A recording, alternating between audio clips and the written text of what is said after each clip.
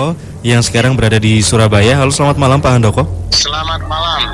Oke, bisa langsung diceritakan untuk pengalaman mistisnya ini terjadi di tahun berapa kalau boleh tahu Pak Handoko? Ya. Pada waktu itu saya kalau tidak salah tahun 92 itu ya. Oke. Saya bekerja di Jakarta di sebuah pabrik tekstil.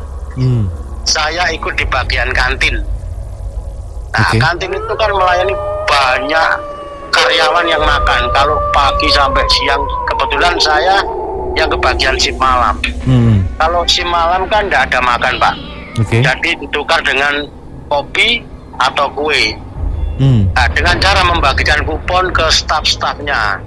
Nanti staf ngasihkan kupon itu ke karyawannya untuk ngambil jatah itu tadi ke kantin. Nah, waktu saya laporan itu kan harus jam 12 malam. Nah, jam 12 malam itu saya sudah mulai membagikan dari lorong ke lorong pabrik. Bahkan pabrik itu sampai tingkat ya cukup tinggi lah tingkatnya. Setelah saya berjalan itu bertemu dengan seorang satpam. Pak Satpam ini berbicara kepada saya, hati-hati Pak, kalau Bapak laporan sendirian. Maksudnya gimana Pak? Karena ya gini Pak, tempo hari ada sebuah penampakan, tapi saya enggak percaya begitu aja sama hal yang seperti itu, karena saya kan niatnya bekerja. Tapi setelah saya pulang dari laporan kembali ke kantin, itu pikiran saya kayak dihantui. Saya seakan-akan semakin ketakutan. Tapi saya lawan dengan cara itu tadi. Soalnya saya enggak terlihat sendiri ya, karena apa? Tak lihat ya enggak ada apa-apa. Cuman terdengar suara menangis, merintih kayak orang kesakitan. Ya mungkin itu kecelakaan di sebuah pabrik kan sudah biasa. Nah, terus saya coba mandi kembang itu setengah 12 malam. Persis jam 12 saya berangkat membagikan kupon lagi dari lorong-lorong pabrik tadi. Ternyata dengan saya mandi kembang tadi bisa melihat itu tadi. Wujud dari kuntilanak, ya betul-betul kuntilanak. Dengan muka yang ya kayak kena barang yang panas atau terbakar atau apa, kan melepuh gitu. Melepuh gitu ya? Iya. Terus baunya yang jelas kan ya seperti bangkai Mas. Nah terus saya lewat lagi udah pokoknya enggak saya dekati jadi apa, cuma nyata memang terlihat. Kalau enggak salah jaraknya kurang lebih ya sekitar 1 meteran lah kalau enggak salah itu. Cuman saya enggak terlalu istilahnya fokus, kalau itu kan takutnya nanti saya yang kemasukan gitu. Akhirnya saya jalan aja, pas belokan itu ada pos pantau punyanya satpam. Kalau malam enggak pernah ada yang di situ. Jadi kosong. Karena apa? Nah, di situ ternyata ada gondoruo. Saya bisa bilang gondoruo. Matanya itu merah Mas, terus bulunya itu kan tebal sekali itu ya. Tapi dia enggak menyerupai bentuk apapun ya wujud asli gondoruo itu tadi. Saya enggak menghiraukan, walaupun dia memanggil supaya saya mendekati, saya enggak menghiraukan. Memanggilnya gimana tuh Pak? Ya kayak, "Oi, oi," supaya saya apa kan gitu Mas. Nah kalau sampai saya bilang apa, nanti saya pasti sudah kena. Karena apa? Sudah kontak kan gitu. Sudah kontak gitu ya? Iya kontak kan, ada sudah kontak. Makanya saya tinggal enggak saya hiraukan. Aku tahu siapa kamu kan tahu.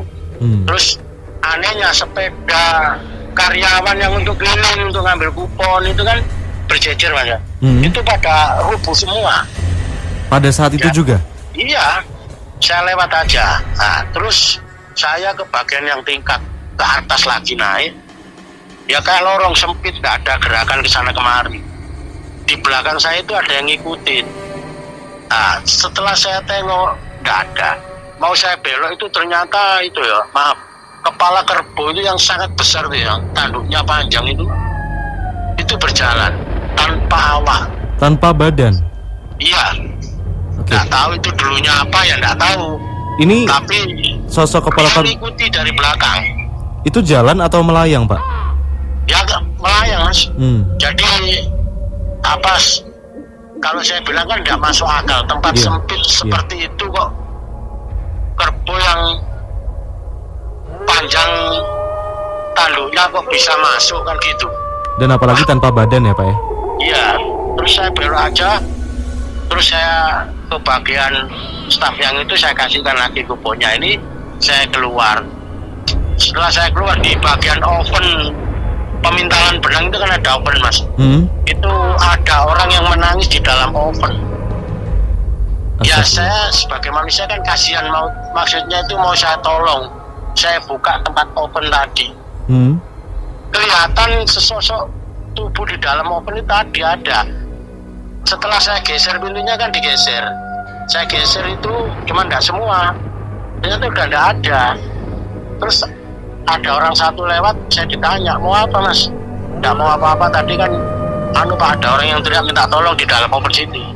Katanya dapat 1 minggu itu ada orang yang meninggal di dalam mesin oven itu.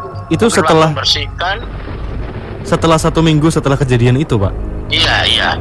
Okay. Mungkin orang itu tadinya mau membersihkan, ternyata mesin oven itu sudah on lagi. Tadinya kan off, on lagi otomatis kan kepanggang di dalam itu. Karena mesin kayak gitu otomatis gitu ya Pak ya? Iya. Soalnya mungkin terlalu lama di dalam bisa, sehingga juga nggak bisa keluar Mas. Jadi kepanasan di dalam itu tadi. Okay. Terus saya turun, habis itu kan tingkat itu Mas, turun ke bawah tangga, sangat tinggi sekali kan. Saya turun.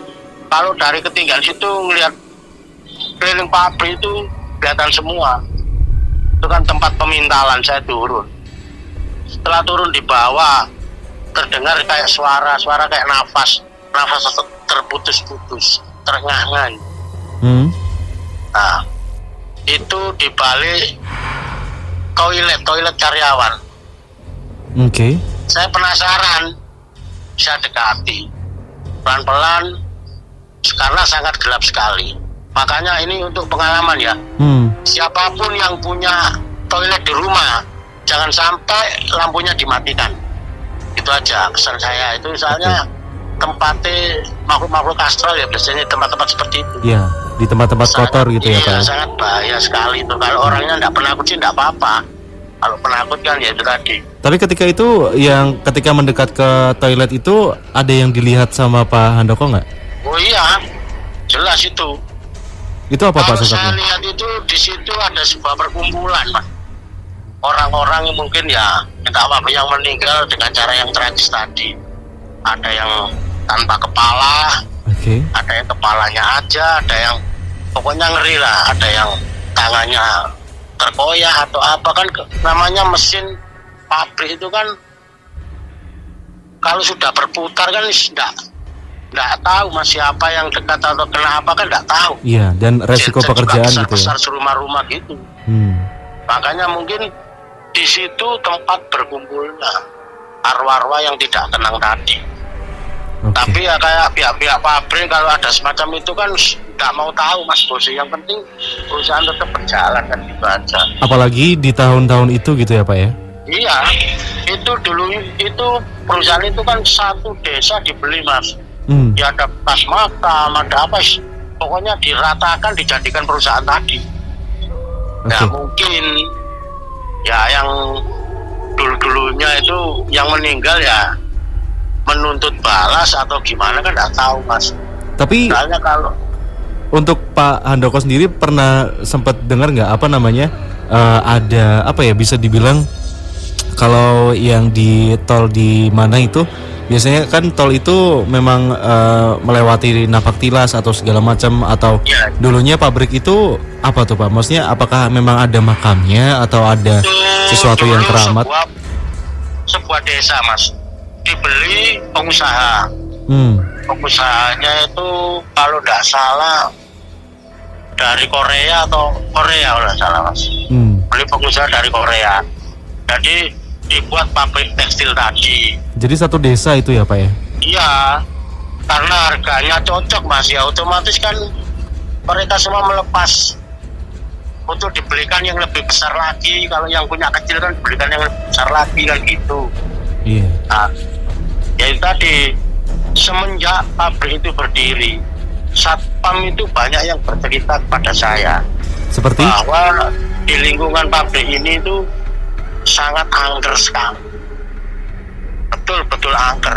Kejadian orang meninggal itu tidak ada 1 bulan, tidak ada 1 tahun. Bahkan 1 minggu itu ada yang sampai 2-3 orang. Karena kecelakaan kerja? Ya, namanya kecelakaan kerja. Orang kan wis biasa katanya gitu. Kalau nggak hati-hati ya gitu akibatnya. Tetapi uniknya ketika kecelakaan kerja yang tadi disebutkan Pak Handoko yang orang yang mohon maaf meninggal di dalam oven itu ternyata seperti seminggu sebelumnya Pak Handoko seperti apa ya, diperlihatkan pertandanya gitu ya Pak ya? Iya, itu kan ya kan ruang open itu ruang kaca yang khusus Mas ya. Jadi untuk panas berapa derajat pun dia itu kuat, karena untuk mengopen kain atau benang tadi. Oke. Tetapi yang ini Pak, kelihatan bergerak memang orang itu kan pakai baju seragam. Bergerak gitu minta tolong. Di kaca itu tangannya melambai-lambai minta tolong. Ini ketika Pak Handoko melihatnya yang seminggu sebelum kejadian itu ya? Iya. Terus ya taunya dari karyawan yang satunya itu tadi, kalau ceritain seminggu yang lalu ada yang meninggal Pak di sini, katanya gitu. Oke. Di ruang opening tadi. Tapi Pak, pertanyaan terakhir, ini tanpa menyebut pabrik dan perusahaannya. Sampai sekarang apakah pabrik itu masih berdiri? Wah, kurang tahu Mas, soalnya saya sudah lama sekali nggak ke sana. Saya kembali ke Surabaya kan gitu. Oke.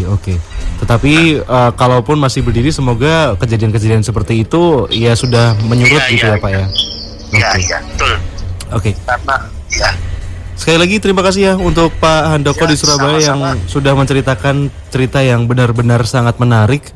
Dan semoga nanti kalau di kesempatan berikutnya ketika narasumber kita Mbak Cynthia bisa hadir, Pak Handoko bisa gabung lagi, telepon lagi dan menceritakan pengalamannya gitu ya. Iya, terima kasih Mas. Oke, terima kasih Pak Handoko sekali lagi di Surabaya dan selamat malam.